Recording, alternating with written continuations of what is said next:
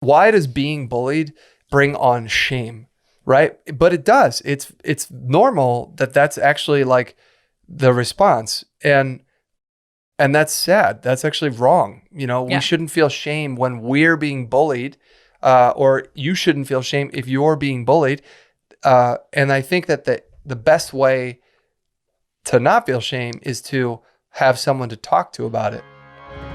Welcome to the Be It Till You See It podcast, where we talk about taking messy action, knowing that perfect is boring. I'm Lesley Logan, Pilates instructor and fitness business coach. I've trained thousands of people around the world, and the number one thing I see stopping people from achieving anything is self-doubt. My friends, action brings clarity, and it's the antidote to fear. Each week, my guests will bring bold, executable, intrinsic, and targeted steps that you can use to put yourself first and be it till you see it. It's a practice, not a perfect. Let's get started. Welcome back to the Be It Till You See It interview recap, where my co-host in life, Brad, and I are going to dig into the assuaging and empowering combo I have with Andi Kay in our last episode. If you haven't yet listened to that one, you should go back and listen to that one now and come back and join us, or listen to this one and go back and do that one. You can listen to these in whatever order you fucking want. If you're on the OPC app, which is free, by the way, you can actually see the order of the episodes and you can pick and choose. If you're on your, Apple, then it kind of just puts the latest one up. So it's all good. You do you. If you are listening to the pitter patter of tiny feet behind my ear, is a dog, and she no longer likes the spot she's in. So here we go. We'll see how this goes, everyone. In other news, speaking of dogs, today is November 30th, if you're listening in real time, and it's Celebrate Shelter Pets Day. So what this excites me about is Brad and I have done this before, and I'm currently thinking about doing it again. We have volunteered for different dog shelters to walk dogs or like sit with a shelter dog, or you can read a book to them, especially when they're at the vet or whatever. And so today is the day we celebrate Shelter Pets Day. So if you have any time, if you're at all lonely, may I suggest you contact all the different dog shelters and charities that you are in your area, and you see if you can apply to play with the dogs. This is different than being a foster. You don't have to take them home with you, but you can sometimes take them out on a hike. You can take them for a car ride. You can sit in the thing and read a book to them. They need your love. So if you're in Las Vegas, by the way, the Nevada SPCA has an application link. I'm going to fill it out in the new year, because that's when I'm home and I can maybe take an hour to procrastinate and go sit with a shelter dog. Yeah, I used to do it in LA. I mean, we would go over to a vet and just walk the dog around the block, and the dogs love it. They were chill. They're all chill, and they just want love. It was nice. It's so nice. And like, you're having a bad day and you go walk a dog that's like in a shelter, you fucking don't have a bad day anymore, and nor do they. So, and since we have 3 dogs, which is why I literally look at every single dog. And one of them, well, I guess he was in a rescue, not a shelter, but so, Bayonne was a shelter. Oh yeah, he was at a kill shelter. Yeah, he was a shelter. Gaia I got from my neighbor. August we got from Gaia was at a rescue before. Yeah. Your neighbor. And then you rescued her from your neighbor. And then I don't, listeners, what's the difference between a shelter and a rescue? I think they're the same. I think it's just 2 different words. These dogs don't have homes. And so, anyways, go celebrate. Go, if you are lonely, go apply. If you don't have to actually adopt the dog. I know not everyone's lifestyle allows them to have one, or their apartment might not, but go and, give them some love. I promise you, if you're feeling like you don't have love and you give love to a dog, then you get love back. And then there you go. You have love. Magic. That's how it works. It's how it works. But go pick up a dog. They will love you. Whatever you need, if you give out into the world, you get back. That's how it goes. If you want to feel seen, make eye contact. Anyways, we have more things to talk about. We are about to go on tour. We are so freaking close. Oh, it's going to be an epic tour. So December 8th is when the tour kicks off in Las Vegas. At the time that we're recording this, we have a bunch of cities already opened up, and a few more are going to be added really soon. Yeah, we're looking at like 20 cities. Yeah, this is going to be the biggest tour we've ever done. There's workshops and workouts, and the workouts are great for everybody. The workshops are actually great for any Pilates lover, so you don't have to be a teacher. The way I teach them is for anyone to enjoy. So you can go to opc.me/tour opc.me/tour, and you can see where we're going to be. We're driving 7,000 miles. So I'm just saying you could drive 100 to hang out. And there's like prizes and all this good stuff. So you're going to want to, It's true. You're going to want to be there. Then it's Brad's webinar in just a few days. Brad, what's your webinar about? You tell them. Yeah, it's all about websites. So, how do you make a website that brings you new clients and, makes your life easier? Yeah. And I'm really... Can I shout out something? Yeah. So yes. Christine Eschen, I'm going to shout out your win. She just built her website. She's an agency member and she just launched her website probably a couple months ago, I want to say. And she launched her website. She uses our scheduling tool that we are partners with. And her brand new car needed to go to the shop. And so she had to drive all the way to Sacramento from where she lives, which is like a good hour and a half drive. Drives it in to go to the place to get checked out. And so she went to the mall across the street and just walking around. And she got an email that somebody had purchased a intro package through her website on her scheduling tool. No way. And they are a ballerina looking for Pilates 2 times a week. She literally was out doing her life because her website showed this person everything she does and then made it easy for the person to book. And she didn't even have to do anything. You guys, a website is worth every single penny because it is a 24/7 assistant you don't have time for or the money to have. So boom. That's there you so go. cool. I know. Congratulations, Just Christine. happened. I know. So excited. Amazing news. Yeah. And then, so where did they go, babe? Go to profit.biz/upcoming. That's P as in Paul, RFIT, or profit without the O, profit.biz, profit.biz/upcoming. Yeah. So this is really great. Also, by the way, you want to do these. Yes, that's perfect. Perfect without the O. I think you're good with profit without the O. You guys, when we do these webinars, you actually want to sign up for them when they're live because they're the best price fucking ever. And when we, when the replay is over, then they go up to like $120. It's true. So, it is true. This is definitely worth it. Yeah. You will, you'll enjoy it. I mean, it's Brad. Don't you enjoy him? He knows a lot about websites. Yeah, built a few of those in my day. Yeah, he built me some as a way to flirt for me, like flirt with me or show me how amazing he was. That's so how anyways, I do. Yeah. Also, we're coming up on Elevate Round 4, which is my Pilates mentorship. You want a website? Can I get your number? Can I get your number? All right. Too many inside jokes around here. But Elevate Round 4, which is my Pilates mentorship for teachers, starts in the new year. And if we have a couple spots left at the time we're recording this, and if you are like, oh my God, I'm tired of over talking, I'm afraid I'm burning out, I feel like an imposter, I don't know how to do this, then you want to be in this mentorship. So go to lesleylogan.co/elevate. That is lesleylogan.co/elevate. I do spell Leslie with an EY, just saying. And then we snuck this one in here because in January, we're actually going to be announcing the early bird specials for our next Cambodia retreat. I know you saw the pictures. I know you saw the videos. I know you have all the fucking FOMO. So you want to be on the wait list because that's who gets the best early bird special. Yep. And they get first dibs, and space is limited on our retreat. I mean, it's our house, limited. so we only have so many spots.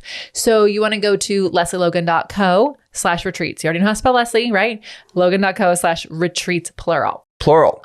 All right. Before we talk about Andi and her awesomeness, do we have an audience question? We do. How do you set goals for the new year? We really don't. Nope. We don't believe in New Year's Our resolutions. goal is not set goals. Yeah, I mean, we succeed every year. Every year. But I guess like you probably are wanting to know like how we obviously have some sort of goal that we work towards. Yeah. We just don't set them in January. I'm gonna be really honest. Like we already have next year planned. So the goals are more intentions, like, and we kind of set them usually around the summertime. We look at each other going, okay, what do we like about this year? What have we not liked? And there's not a lot we can change about the rest of the year. So we want to do. So I expressed to Brad that I wasn't going to schedule things for next year until after we got back from Cambodia. We successfully did that. If you listen to the FYFs, I talked about that. But then we really are like, okay, well, what do we want to keep and what do we want more of and what we want to get rid of? And then we make sure that our schedules and our business decisions reflect those intentions and wants and needs. So I guess you can call that goals, but it's more like wants and needs that make us feel like whole, awesome people. And because you change all the time, those intentions can change. And you might also change them halfway through the year. So, the end of the year is nice to reflect upon what you want for next year. But I would just say your schedule should reflect the life you want to live. And if it doesn't, you're not going to achieve any goal you have or intention you have or want you have. So that's how we do it. Yeah, I think that you definitely nailed that. Thanks, babe. We used to write a bunch of things down, and we don't do that anymore. But we do. We visualize, and our goals kind of happen throughout the year. Yeah. So, and also because you might hear something, and go, oh my God, I want to do that. Why fucking wait? Just do it. Just figure out a way to put it in the schedule and do it. And I know that sounds privileged, and obviously, Lesley, you have no kids, you have no idea how hard it is, but you can go, if you want to be working out an hour a day for yourself, you can start with 5 minutes. You will, I promise you, if you're kind to yourself, you'll find an hour over time and as you build up your endurance. So anyways, send your questions in to the Beit Pod. Obviously, we give direct, honest, and loving answers because there's no bullshit around here. Pew, pew, pew. Pew, pew, pew. All right, now let's talk about Andi Kay.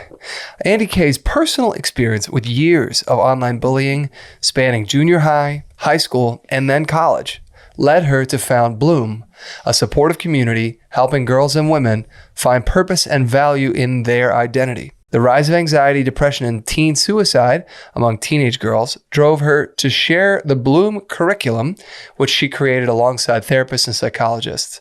This curriculum includes social emotional lessons, which can be passed from girl to girl, with the goal of creating a kinder world. She has these journals, guys. There's you can get them on Amazon, by the way. I have them here at the house. I want to send them to Cambodia. I want to send them to a few people. Anyways, I was telling people, I was at that women's event back in, when was I at? April, May? I don't know. Someone knows. Whenever I went to Connecticut.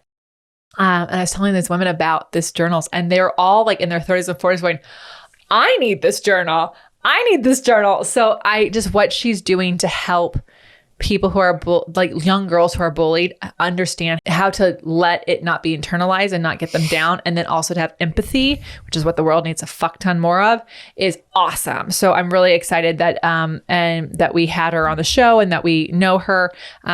As you know from the show, I was introduced to her by one of my clients who was bullied like crazy online, and then I was bullied online. So I wanted OPC's money to, not all of it, but our donation money to go to this charity for this year. We choose a new charity each year, and it just felt it felt needed to give back to younger girls to learn how to do it, because I'm 40 and I don't fucking deal with it. So maybe it's not fun. I mean, it's off. I was there alongside, and it was miserable. It was miserable. So she said you can choose to give kindness even if you're not receiving it. And I think that's really hard to do, because we kind of we live in a world that's I'm not going to trust you until you you give me something to trust you about, and it's actually you kind of have to trust to get the what comes first, a chicken or the egg. But giving kindness, even not receiving it, is really powerful. Just goes back to what I said with the shelter dogs. If you need love, give love, and you start to give it back. She also talked about an exercise that you can do where you think about someone you're grateful for, and then you can write a text to them, which we just did this as adults this week. While we're recording this, you and I were in an event, and they said, okay, your homework is to tell someone how much you truly appreciate them. And I have to say, it's fucking cool. It was so great. I know it probably benefited you a ton, but I benefited so much from it. I was like, wow, that was so nice just to I'm glad to hear that, love. But it's true. I'm glad that was for you. It wasn't for me, but afterwards I realized how wonderful it was for me. So I'm going to do it all the time. She also believes you can find your own purpose through being kind, through kindness. So by finding your unique strengths, they lead you towards your purpose in life. And especially when you feel like nobody likes you, or when someone just continues to attack you, it can feel kind of everything in your life is about that thing, but it's not. And she said, words are powerful, but you can use your words for good too. And I just think it's not easy to this when you're being bullied, but my goodness, if you have no takeaways, maybe you've never been bullied in your whole life and you've just no idea what this is. Can I just say that words are powerful and you can use good words for good. So maybe just keep doing that in your life. So it was really nice to hear those things. I think as adults, we can we need those reminders as well. What did you like? I really dug when she was talking about worthiness. Mm-hmm. It is something that I've been thinking about a lot recently because of my mindset, and worthiness is goes hand in hand with mindset of who am I to be running a business or, coaching other people or whatever those things are that you ask yourself. Yeah. And she said it's important to address your sense of self-worth and understand that what other people say cannot take away your worthiness. You are worthy, period. Regardless of what they say, it doesn't change the fact that you are worthy, right? And what happens when people are bullying you is it's very easy to forget that. It's very easy to see, you have reverse blinders on. All you end up seeing is the vitriol of this person or this group of people. And you forget to look at yourself and see that there's way more to you than whatever it is they might be focused on. And most likely they're not saying anything that's of valid, nothing valid anyway. So, well, and also here's the reality. Anyone who takes the time to say something shitty hates themselves. Yeah. So it's not often, but on YouTube, I'll get some assholes saying something. And, some days I'll just take it down. And some days I'm like, what the fuck is wrong with you? What is wrong? What are you talking about? And sometimes I clap back on Instagram, and most of the time I delete it and then I block someone. I love the block and bless. I'm like, block, bless you, blessed be the fruit. Go ahead. May the Lord open. Just a little handmaid's tale towards you. But I think it's when it's happening to you, it's almost like everything stops, and that's the only thing making sound, and you can't hear anything else. And, we have someone in our life who's being bullied, and we were hearing what she was saying, and you're just like, what the fuck is wrong with this kid? The bully. The bully. Yeah. Because what she is saying to the person, even if it's true, because it's based on what she looks like, that is a beautiful thing anyways. So the fact that you don't think it's beautiful, if you turn the mirror around, that means that person doesn't think they're beautiful. That's really what it is. Typically, that's what they're attacking people on. So I just, I think. Yeah, I think looking at, it's just hard to do when you're in the moment. Oh, I couldn't do it. It's so hard to I was sidestep. 39, I couldn't do it. I had adults telling me to not pay attention to it. And I'm like, okay. Yeah, it's hard to sidestep and look at it from an objective perspective. It becomes so personal, and it's easy that creates overwhelm, and you feel stuck, and then you focus on them instead of focusing on you. Yeah. So Andi was saying that it's crucial to counteract negative influences and perceptions with positive self-talk, but that's actually still really hard to do. So I think that, from there, you can also surround yourself with people who are supportive of you. And also, I think one of the things that is the most important thing is to tell someone else that it's happening. Yeah. It's so important to tell somebody else who can see through the bullshit and tell you what's actually going on. And, because we just get wrapped up in it, especially when even though it doesn't make sense, what online bullying, you might be bullied about something that is the fucking dumbest thing, but somehow we believe it because suddenly the online thing makes it really easy for other people to jump on. Well, I think in my case, I didn't believe what they were bullying me about, but I was worried that other people would believe what they were bullying me about. Right. And because they don't know the context, and they can't tell that the person who's doing the bullying is taking it out of context or making shit up. Yeah. And also, especially if you it's hard to avoid the online, especially for those people who work online or when online is your life. For young kids, it's how they communicate. They don't text and call. They're in whatever social profile it is. So all of a sudden that the way you communicate with people is no longer safe. And for me, it made it really hard for me to do my job because it wasn't safe for me to open up the apps. Right. So, but I want to highlight what you said. It took a lot for me to actually finally open up and tell anyone other than you and lawyers and other people because I had so much shame around it. I had so much shame around it. Isn't that amazing though? Like why? Why does I know. that, why did I have shame? Yeah, why does being bullied bring on shame, right? But it does. It's normal that's actually like the response. And that's sad. That's actually wrong. We shouldn't feel shame when we're being bullied, or you shouldn't feel shame if you're being bullied.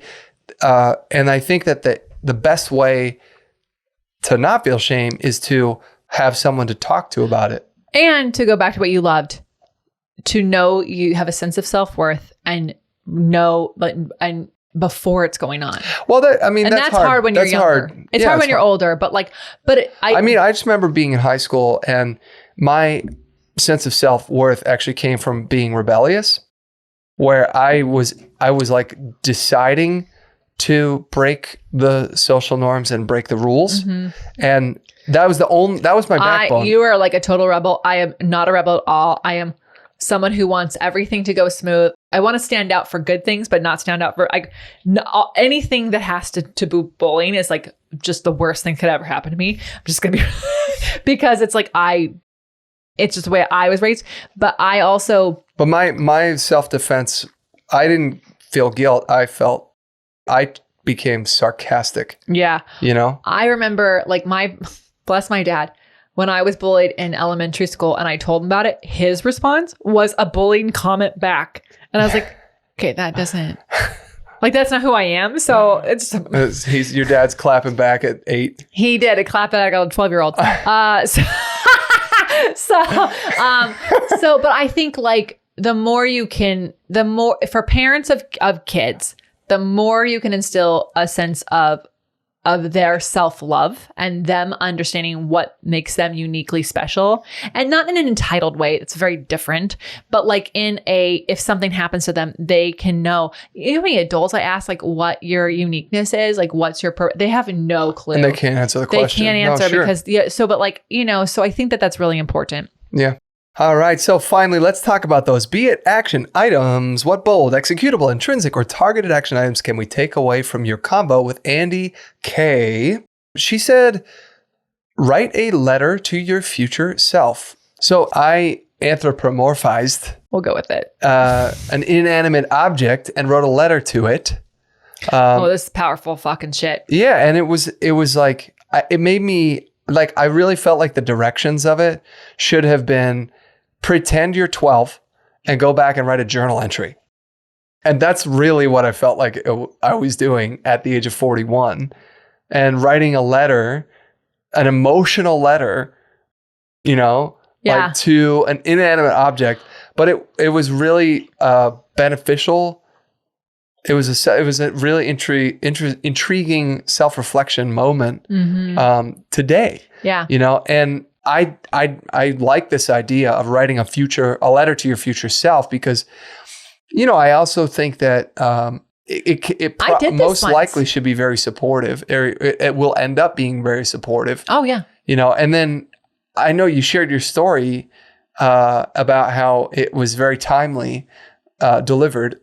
Yes. The delivery of it was very timely. It was very timely. It came right after you dumped me for the second time. Yeah, it's true. And what I wrote to myself, the 8 months prior at this New Year's Eve thing, consequently at an event with a girl you used to date. But anyways. Really? Yeah. Oh. Anyways. Okay. I didn't know at the time. I wrote this letter, and when it came and I read it, it was shocking because I could actually read my own writing. It was all these uplifting things about how amazing I was as a single woman and all the things that I was proud of myself for doing. And I promise you, if you write yourself a letter right now for your future self, 1 year from now, 10 years, whatever you want, I bet you'll write something that you would tell your best friend. It would be so awesome. So definitely do this, because it's really awesome. And apparently you can go to futureme.org and they'll automatically send it to you. This was one of the coolest things. I had no idea this existed, and I think it's really cool. Futureme.org. Do you have to pay for it? Because maybe we just give this a gift to all of our friends. This is fucking great.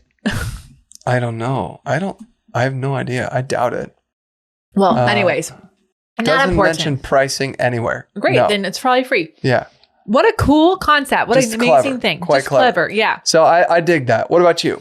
Okay, so this goes back to what we were talking about with worthiness, and so I was like biting my tongue not to give away my beit acronym. But write the 10 reasons to love yourself and do it for 7 days. So then you have 70 reasons to love yourself. Share this challenge with someone else, is what she said. But I challenge you to do this like when you're in a state of now, probably ideally not being bullied at this moment or not going through something sad. Sure. Because it's much easier to do. And if you're like, I don't even know where to start, because I know some of you are so fucking hard on yourself that you're like, there's nothing to love about me. I'm just like everyone else. I'm just a tulip. Text 10 friends. I'm just a taco. Well, everyone fucking loves a taco. I have a funny story about tacos. Eliza Schlesinger on our podcast for dating apps. She's like, do not say that you love tacos. There's nothing unique about that. Everyone loves a taco. And I was like, I know everyone loves a taco. But text like 10 people in your life and just say, hey, it would really, this sounds really weird and I'm a little embarrassed to ask, but it would really help me out if you could just text like a reason why you love me. If you text 10 friends, you're going to get 10 different, and I bet you they'll have more than one thing to say. And then copy and paste those in and then riff off of that. Because, especially when you're having when you're going through something that's really hard, whether you're being bullied or you're bullying yourself, it can be really hard. But then it just starts to flow. So I fucking love it. And I really want to know if you do either of these things. Chat GPT. Why should I love? Do not outsource this to Chat GPT. No. 10 reasons. 10 reasons. Did you put your personality in? I did not. A 41-year-old. I literally didn't even put punctuation. Man. Well, fuck it. You guys know. Text your friends and family members that you actually like. Not the family members who bully you or assholes, but like if you can't come up with it yourself, but this is a really good thing because I promise you that you could come up with this if your friend asks you. If I said, Brad, what's 10 things you love about me? He could tell them all right now. Yeah. We're not going to do it on the air. I don't want to embarrass. Oh, that was a question? No. Rhetorical. It was rhetorical. Do I love Lesley? If ChatGPT knows why you love me, I'm going to laugh so hard. But please do this because I actually do think it's part of being it till you see it. Brad and I have been working on our mindset this week and really getting some clarity on some things. And it took everything in me not to say it because he kept saying be, do, have, be, do, have, be, do, have. And I was like, be it till you see it. That is literally it. But yeah. I know, which is why we're going to have him on the podcast at some point. Hell yeah. If you are wanting other people to love you, if you're wanting to love you, you have to actually love yourself right now. Yeah. And then not wait till you love yourself to love yourself. You have to figure out the reasons that people love you. And so maybe you love yourself because you're really good at cleaning your kitchen. Maybe you're fucking amazing at your gardening. I don't know. You look around your house. I bet there's some things that you're so proud of in your house. Those are things that are lovable about you. It's a really great, unique skill you have. Well, yeah, I can't remember where we were talking about this, but the idea of being proud of yourself, we've been told our entire lives that if we don't brag. Yeah, it's somehow it's bragging or we're being arrogant if we're proud of ourselves. And I actually don't think that that's correct. I think that pride, I know we heard pride cometh before the fall, all that, but I actually think pride, there's a positive side of pride. It allows you to believe in yourself, and it's so funny that how we've been trained by the way we were raised that we should never say anything good about ourselves ever to anyone. What the hell? It just feeds into that. But then cycle. Everyone says, "Oh, you have to have an elevator pitch."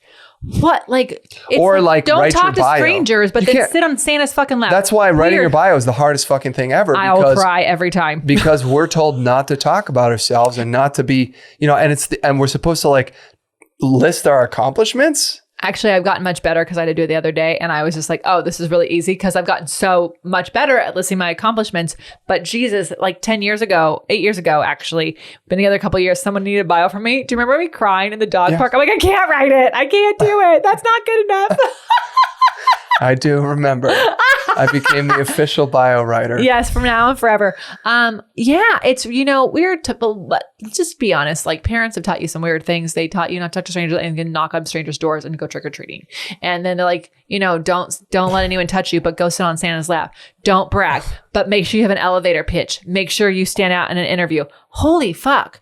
You guys, go write a letter. Do you love yourself? Yeah. All the things to love about you. And going then back to I be love proud. those 10, be the proud. list of 10 reasons to love yourself. I think that's cool. Mm-hmm. Yeah. I'm Lesley Logan. And I'm Brad Kroll. Thank you so much for listening to our podcast. You're fucking amazing.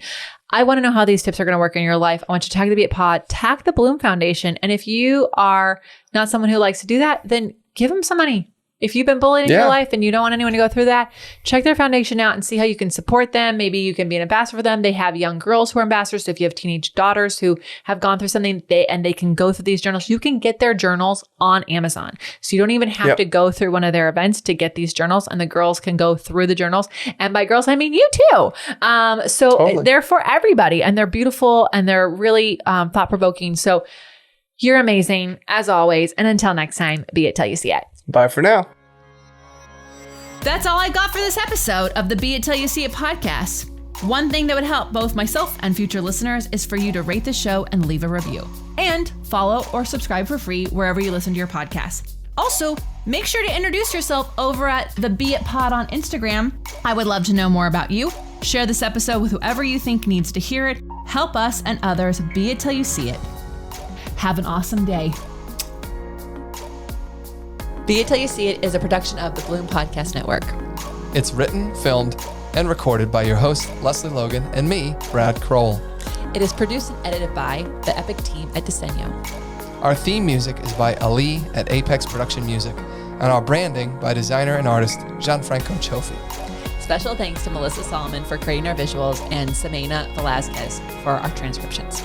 Also to Angelina Herrico for adding all the content to our website, and finally to Meredith Kroll for keeping us all on point and on time. What is the terminology when you like humanize something that isn't human? I'm looking it up.